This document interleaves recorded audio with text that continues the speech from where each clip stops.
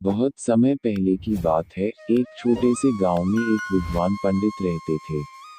लोग उनके पास धार्मिक और जीवन के सवालों का उत्तर पूछने आते थे।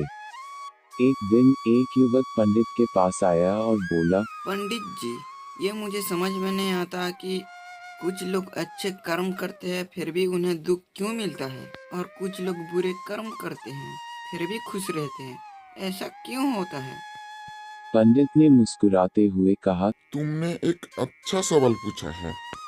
आओ मैं तुम्हें इसका उत्तर एक उदाहरण से देता हूँ। फिर पंडित ने युवक को एक छोटा सा रास्ता दिखाया जो गांव के पास एक बगीचे में जाता था। उन्होंने कहा, जाओ, बगीचे में कुछ समय बिताओ। तुम समझ पाओगे कि मैं क्या कहना चाहता हूँ। युवक बगीचे में गया और देखा कि वहां कुछ पौधे खड़े हुए हैं। एक पौधा बहुत हरा भरा था और उसका फल भी अच्छा था, जबकि कुछ पौधे सूख गए थे और उनके फल खराब थे। उसने पंडित के पास जाकर पूछा। पंडित जी, ये पौधे अच्छे और बुरे क्यों हैं? पंडित ने जवाब दिया, तुम्हें याद रखना चाहिए कि हर पौधे को वही जल, वही मिट्टी मिलती है, फिर भी उनके परिणाम अलग होते हैं। जो पौधे अच्छे फल दे रहे हैं, उन्हें समय पर पानी मिला और उन्होंने सही तरीके से बढ़ने का प्रयास किया।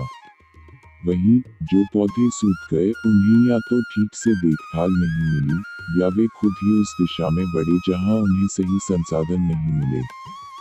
यही कर्म का फल है। पंडित ने आगे कहा, हम जो भी कर्म करते हैं, उनका फल हमें समय पर या कुछ समय बाद मिलता है।